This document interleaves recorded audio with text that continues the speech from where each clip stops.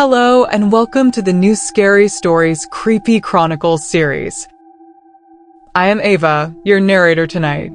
Give me a thumbs up if you enjoy this video. Get comfy, make yourself at home, and be sure you treat yourself to something nice like a glass of water as you watch the video. The House at Hollow Hill. They say there's a house on Hollow Hill. No one knows how long it's been there or who built it. It's abandoned, with walls that groan in the wind, windows cracked and broken like the hollow eyes of a forgotten thing. But it wasn't always like this. It was late fall when Catherine first heard about the house on Hollow Hill. She had just moved to the sleepy town of Greywater, a place tucked away from the chaos of city life, where everyone knew everyone's business, but no one ever said too much. Catherine was new, an outsider who had just bought a small house near the edge of town. She didn't mind the isolation.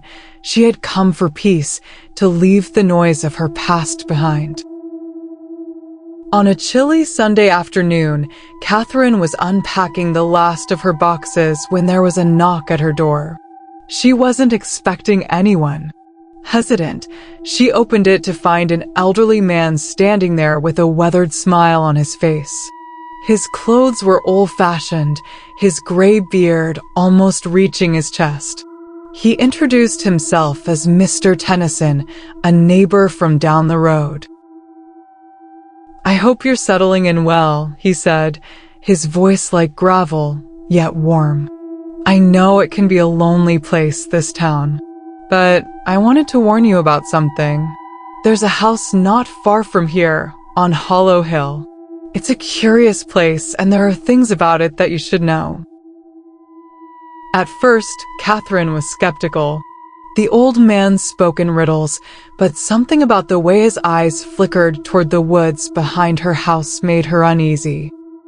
She invited him in for tea, and as they sat at her kitchen table, Mr. Tennyson told her the story.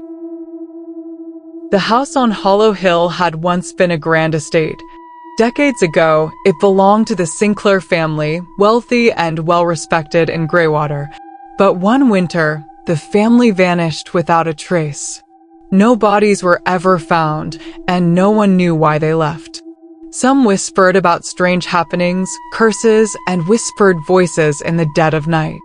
Others simply called it a tragedy. "It's been abandoned ever since," Mr. Tennyson said, his eyes lowering. "Some people still say they can hear sounds coming from it at night. Footsteps, whispers. And others," he hesitated. "Others say there's something waiting for anyone brave enough to go inside." Catherine smiled politely, dismissing the old man's warnings. She had no interest in ghost stories. She was here for a fresh start. But something about Mr. Tennyson's words stuck with her. That night, after a long, quiet dinner, Catherine sat on her porch, staring out at the dark line of trees that bordered her property.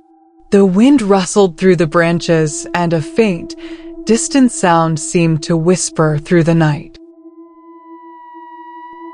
A week later, curiosity got the better of her. Catherine hadn't seen the house for herself, and there was something unsettlingly alluring about it. Maybe it was the mystery, or maybe it was the way the town seemed to avoid the topic altogether. The house was never mentioned, not even in passing. One afternoon, she decided to take a walk up Hollow Hill. The path leading up to the hill was overgrown, barely visible through the wild grass. The trees around her began to grow thicker, their branches twisting like gnarled hands reaching out for her. The atmosphere grew oppressive, heavy with an unnatural silence. No birds, no animals.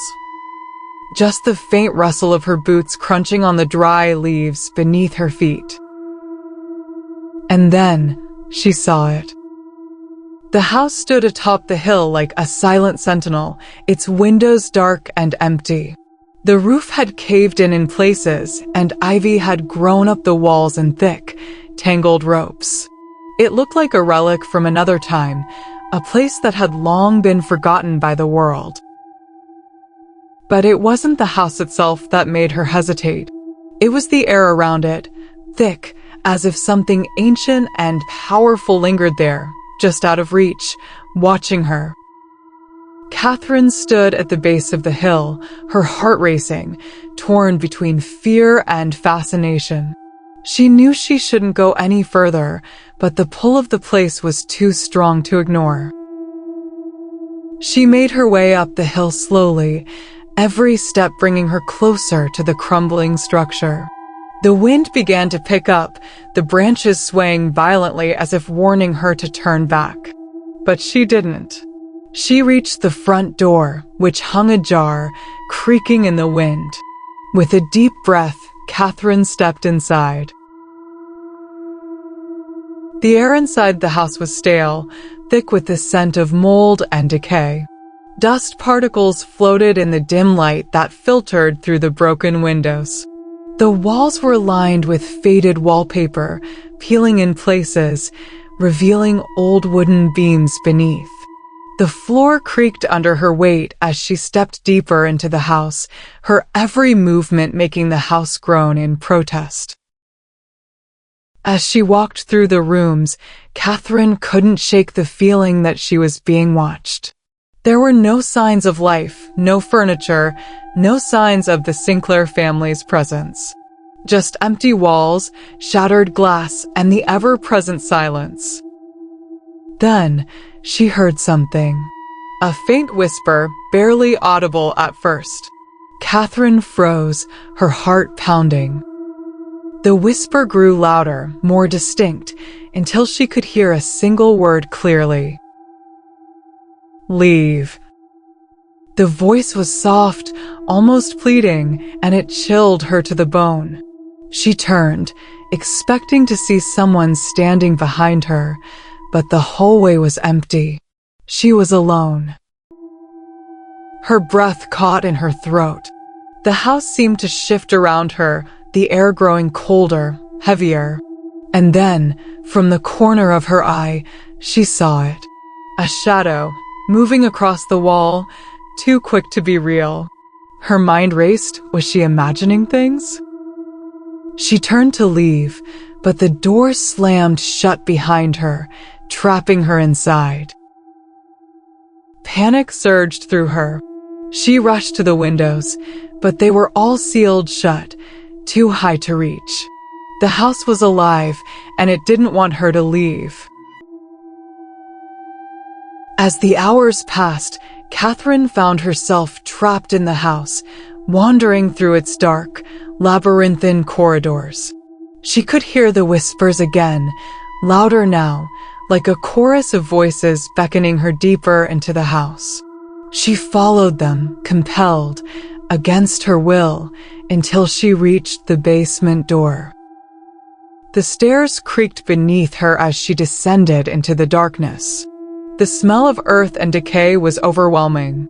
At the bottom of the stairs, Catherine found a small, stone-walled room. In the center of the room was an altar, an ancient, weathered stone slab, covered in strange symbols she couldn't recognize. Candles flickered around it, their flames casting long shadows across the walls. And there, kneeling in front of the altar, was a figure, a woman, pale and gaunt, her face hidden by long, matted hair. Her hands were pressed to the stone, as if in prayer, murmuring something in a language Catherine didn't understand. "Who are you?" Catherine whispered, stepping closer. The woman didn't respond. Instead, she slowly turned her head, revealing eyes that were completely black, no whites, no pupils, just endless voids that seemed to draw Catherine in. In a voice like dry leaves scraping together, the woman spoke. "You shouldn't have come." Catherine stumbled back, her heart racing. The house seemed to hum with energy, vibrating beneath her feet. "What is this place?" Catherine gasped, trying to steady herself. The woman's lips curled into a twisted smile. This house is a prison, and you are its next guest. Suddenly, the altar began to glow, a bright, searing light filling the room. The wall seemed to close in around Catherine, and the ground beneath her feet gave way.